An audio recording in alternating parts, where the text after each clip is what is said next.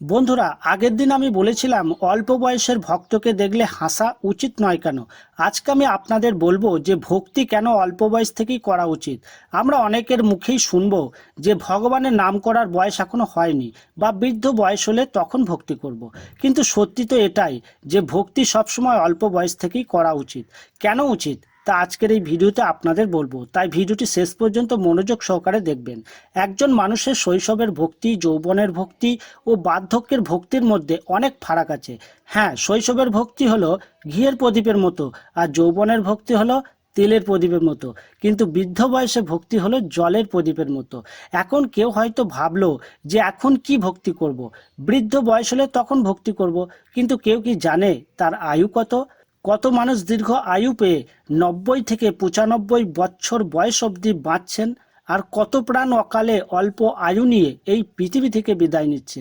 এখন আমার যদি আগামীকালে মৃত্যু লেখা থাকে, আর আমি যদি বার্ধক্যের কথা ভেবে ভগবানের নাম না করি, তাহলে মৃত্যুকালে যমদূতেরা আমায় কষ্ট দেবে।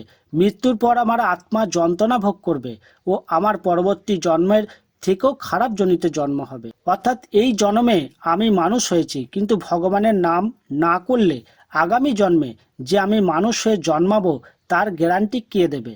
আর কুকুর বিড়ালের জন্ম যে কত কষ্টকর হয় তা তো আপনারা প্রত্যেকটা মুহূর্তে চোখের সামনে দেখতে পান।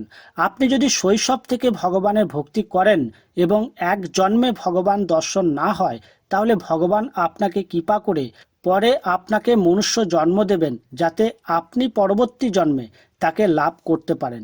কিন্তু এই জন্মে যদি আপনি ভগবানের চরণে নিজের মনকে রাখতে না পারেন, বৃদ্ধ বয়সের কথা ভেবে যদি ভগবানের নাম করা থেকে নিজেকে বিরত রাখেন, তাহলে কেউ জানে না যে মৃত্যুর পর আপনার কি পরিণতি হবে, অথবা আপনি পরবর্তী জন্মে আপনি কি হয়ে জন্মাবেন।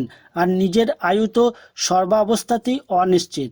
মানুষ এতটাই দুর্বল যে একটা ছোট্ট কালো পিঁপড়ে ও তার মৃত্যুর কারণ হতে পারে যদি তা জলের সাথে মিশে কণ্ঠনালীতে চলে যায়। মানুষ তো এতই দুর্বল যে ঘুমের ঘোরেও তার মৃত্যু হয়ে যেতে পারে। ওই যে কথায় আছে না, ঘুম ভাঙলে সকাল, না ভাঙলে পরকাল। তাই ভক্তি সবসময় অল্প বয়স থেকেই করা উচিত। আজ নয়, এই মুহূর্ত থেকে ভগবানের নাম করুন। ভগবানের ভক্তি করার সময় এখনই। আর যে বার্ধক্যের কথা বলছেন না, সেই বার্ধক্য কখনো ভগবানের ভক্তি আসে না। তাই তো মৃত্যুর সময় ও মৃত্যু পথযাত্রী তার নাতি সন্তানদের ভবিষ্যৎ চিন্তায় কাতর হয়ে ওঠেন। বার্ধক্যে ভক্তি তারই হয় বহু জন্ম ধরে যে ভক্ত রয়েছে, অথচ কিছু কারণে সে হয়তো পথভ্রষ্ট হয়েছে, তারই বার্ধক্যে ভক্তি আসে, নচেত নয়। তাই ঠিক যেমনভাবে মা, বাবা, দাদা, স্বামী, সন্তানকে আমরা ভালোবাসি, ঠিক তেমনভাবে চলুন না ভগবানকেও একটু ভালোবাসি। কোনো কিছু পাওয়ার আশাই নয়, অথবা কোনো বিপদ থেকে উদ্ধারের জন্য নয়, অন্তরের ভালোবাসা থেকেই একবার তার নাম করি। যিনি সমগ্র জগৎ সৃষ্টি করেছেন, যিনি আমাকে সৃষ্টি করেছেন, কোনো কিছু না চাইতে যিনি এত কিছু দিয়েছেন, একবার তার চরণে অন্তর থেকে প্রণাম করি। হরে কৃষ্ণ, রাধে রাধে।